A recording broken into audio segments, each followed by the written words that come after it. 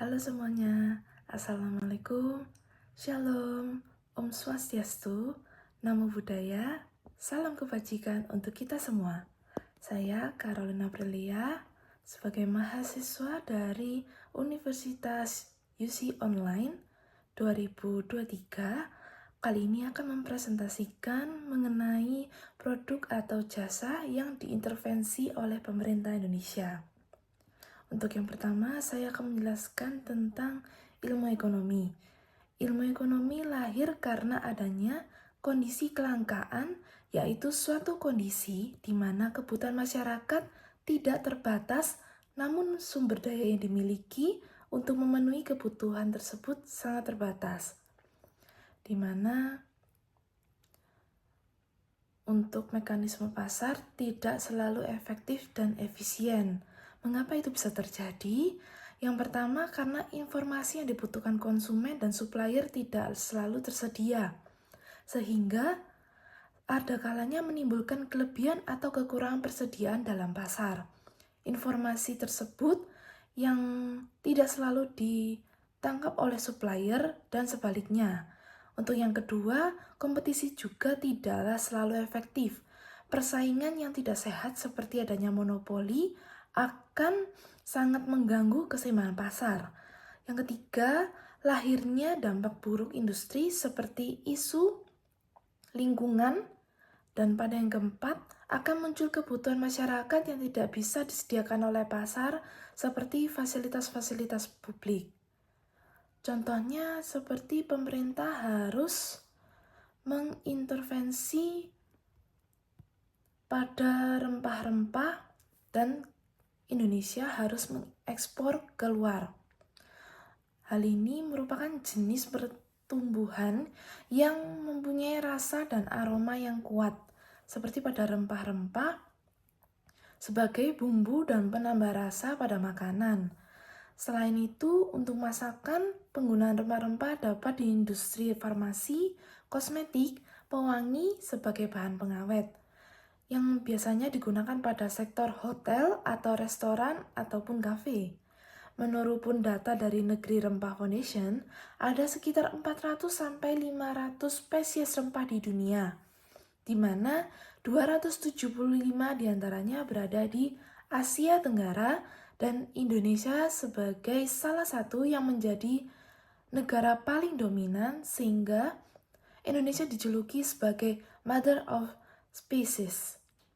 Terdapat beberapa daerah penghasil rempah-rempah di Indonesia, yaitu Jambi, Jawa Barat, Jawa Tengah, Jawa Timur, Kalimantan Tengah, Kalimantan Timur, Maluku, NTT, Papua, Riau, Sulawesi Selatan, Sulawesi Tenggara, Sulawesi Utara, Sumatera Selatan, dan yang terakhir adalah DI Yogyakarta. Karena kekayaan Indonesia dari sumber daya alamnya, maka ekspor akan didorong untuk tumbuh lebih tinggi dari rata-rata pertumbuhan ekonomi nasional, di mana dalam rangka ini akselerasi pertumbuhan ekonomi terdapat program prioritas peningkatan ekspor bernilai tinggi dan penguatan tingkat kandungan dalam negeri, yang salah satunya dilaksanakan melalui peningkatan produktivitas dan transformasi ekonomi kreatif melalui program penguatan ekspor gastronomi,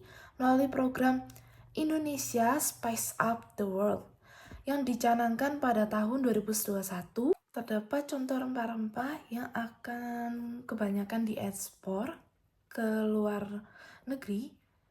Contohnya terdapat 19 jenis produk yang terdiri dari cengkeh, kayu manis, pala, lada, kapulaga, vanila, bunga pala, temulawak, cabai kering, jahe, ketumbar, jinten, kunyit, kecap, saus, bumbu instan, dan rempah-rempah lainnya seperti vanila bubuk dan lada bubuk.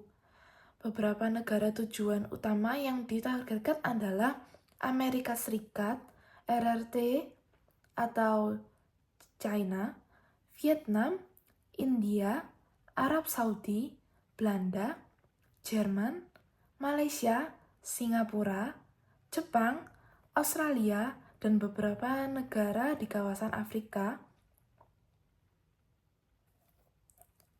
Terdapat juga tantangan ekspor rempah-rempah di Indonesia. Hal ini yang pertama dalam pemenuhan standar mutu atau persyaratan standar ekspor yang harus memenuhi standar keamanan pangan. Sebagai contohnya, terdapat permasalahan ekspor pala pada tahun 2021 ke Uni Eropa, yaitu di pelabuhan Hamburg, Rotterdam, dan Livorno. Terdapat 2 pengiriman pala Indonesia yang terkena mandatory check otoritas Belanda, yaitu ditemukan kontaminasi aflatoksin sebesar 120 part per billion dan ochratoxin sebesar 79 ppb. Adapun kandungan kontaminan yang masih diperbolehkan yaitu sebesar 10 ppb dan untuk ochratoxin adalah sebesar 15 ppb. Adanya temuan tersebut mengakibatkan produk pala tersebut harus re-ekspor ke Indonesia atau dimusnahkan. Tantangan tersebut terkait keamanan pangan sangatlah penting untuk diperhatikan eksportir, apalagi khususnya persyaratan yang diminta negara-negara di Eropa. Seperti banyak pembeli dari Eropa yang memerlukan penerapan manajemen keamanan pangan berbasis hazard analysis and critical control points. Maka dari itu, pemerintah perlu melakukan strategi dalam meningkatkan ekspor rempah-rempah, yaitu menjaga konsistensi kualitas dari ekspor produk, melakukan riset pasar dari negara-negara tujuan ekspor, serta aktif mengikuti dan melakukan pameran makanan dan minuman di berbagai negara. Terdapat tantangan pada industri pengolahan rempah lainnya, di mana saat ini sebanyak 45% pasar rempah yang dilayani UMKM masih memiliki keterbatasan dalam hal teknologi dan bisnisnya yang tersegmentasi. Pada BKPM 2022, apabila mutu atau kualitas dari produk rempah petani menjadi lebih baik dan diiringi dengan adanya pola kerjasama antara industri pengolah dengan petani, maka hal tersebut akan dapat menjamin ketersediaan pasokan bahan baku pada tanaman rempah dengan harga kompetitif karena dapat memperpendek saluran distribusi, sehingga dapat meningkatkan potensi ekspor rempah tidak hanya dalam bentuk mentah namun juga dalam bentuk produk olahan. Maka dari itu diperlukan peningkatan kinerja dan daya saing rempah-rempah Indonesia dapat dengan meningkatkan produktivitas serta kualitas dan mutu melalui inovasi dan teknologi.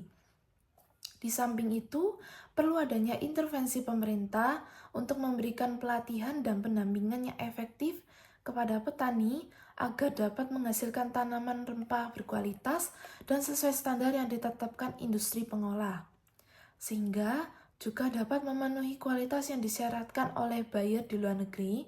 Maka dari itu perlu adanya investasi dari pemerintah untuk memperbaiki pemrosesan pra dan pasca panen produk rempah yang sesuai dengan kapasitas bagi produsen dan eksportir rempah tentang persyaratan ekspor rempah.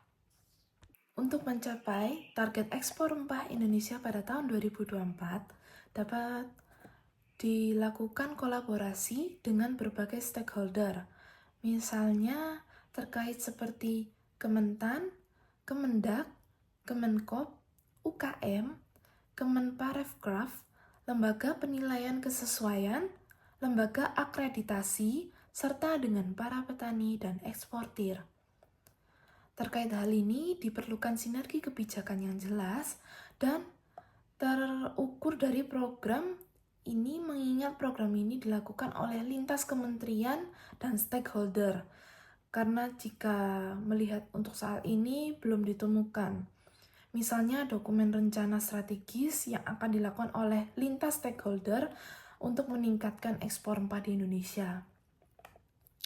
Berikut presentasi yang bisa saya sampaikan. Saya mengucapkan minta maaf apabila ada kesalahan kata. Terima kasih. Assalamualaikum, Shalom, Om Swastiastu, Namo Buddhaya, dan salam kebajikan untuk kita semua. Saya undur diri, terima kasih banyak.